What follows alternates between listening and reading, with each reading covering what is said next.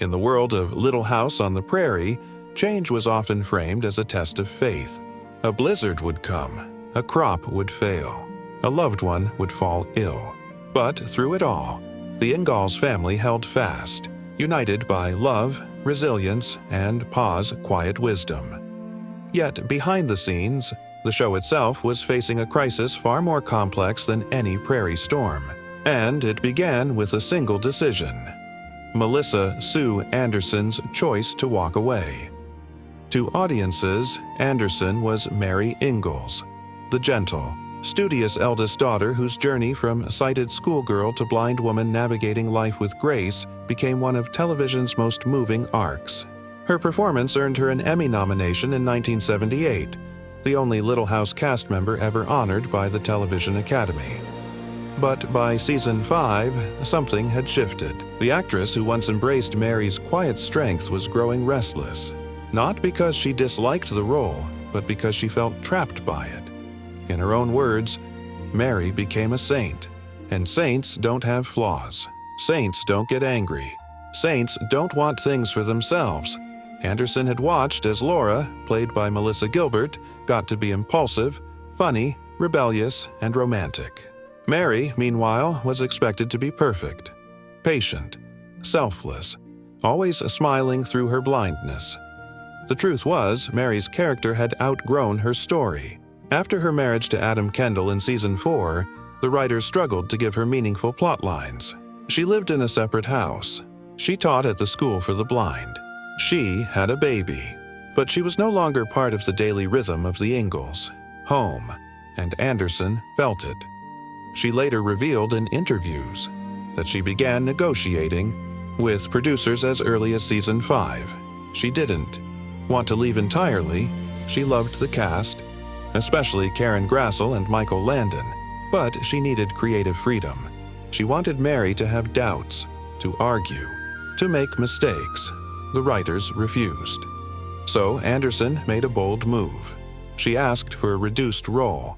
Starting in season 6, she would appear in only a handful of episodes per season. By season 7, she was gone almost entirely, returning only for the 2-part wedding of Laura and Almanzo. Her final on-screen appearance as Mary was in season 7, episode 20. Hello and Goodbye. The title was fitting, but her departure left a void, not just emotionally, but structurally. Little House on the Prairie had always revolved around 6 core characters: Charles, Caroline, Mary, Laura, Carrie, and later Grace. With Mary gone, the family dynamic tilted. Laura was growing up, spending more time with Almanzo. Carrie was still a child.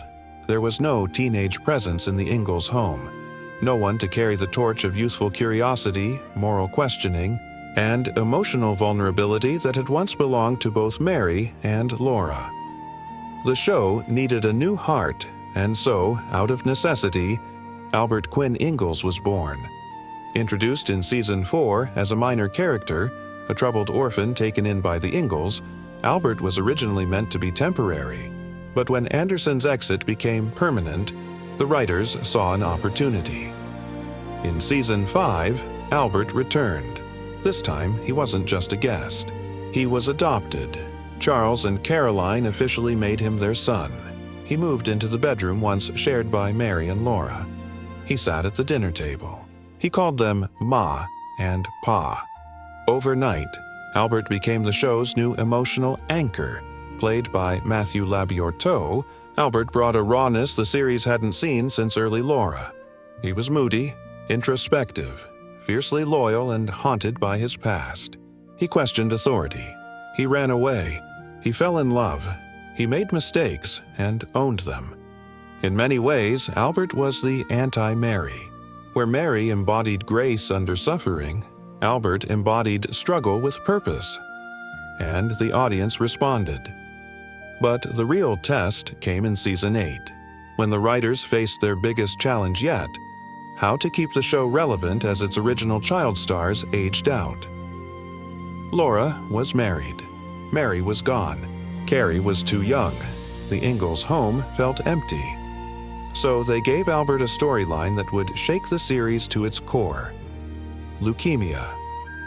In the 1983 TV movie Little House, Blessing in Disguise, Albert is diagnosed with terminal cancer. The Ingalls family rallies around him. Charles searches desperately for a bone marrow donor. In a groundbreaking move, the episode ended without a miracle cure. Albert survived, but only after a grueling, realistic portrayal of illness, fear, and medical uncertainty.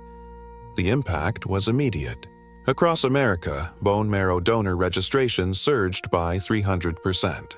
Hospitals reported calls from viewers asking, "How can I help someone like Albert?" It was television as public service, and it only happened because Melissa Sue Anderson had the courage to say, "I need more." But let's be clear, Anderson's departure wasn't just about creative differences. It was also about preserving her humanity. In a 2010 interview, she reflected, "I wasn't Mary. I was a 20-year-old woman who wanted to act, to grow, to explore. But Hollywood only saw the blind girl in the bonnet." After leaving Little House, she stepped away from acting almost entirely. She moved to Canada, raised a family, and lived a quiet life on her own terms. She never sought the spotlight again, and in doing so, she reclaimed her identity. Meanwhile, back on the prairie, Albert's presence reshaped the show's final years. He gave Charles someone to father. He gave Caroline someone to nurture. He gave Laura a confidant as she navigated married life. And when the series ended in 1983, it was Albert who stood beside the Ingalls in the final family photo, not as a replacement for Mary, but as proof that family isn't just blood, it's choice. Yet, the irony remains. The character created to fill Mary's absence ultimately honored what Mary represented: resilience, dignity, and the quiet strength of those who endure. Albert's leukemia arc echoed Mary's blindness. Both were stories about living fully in the face of loss. So, in a way, Mary never really left. She just changed form. Today, fans still debate, was Albert a necessary evolution or a desperate fix? But the truth is more nuanced. Melissa Sue Anderson didn't abandon Little House. She freed it.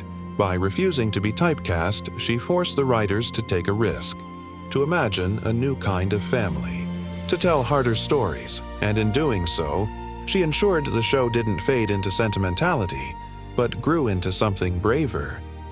Because great television isn't about keeping things the same, it's about having the courage to let go, so something new can take root, just like on the prairie, where after every winter something unexpected begins to grow.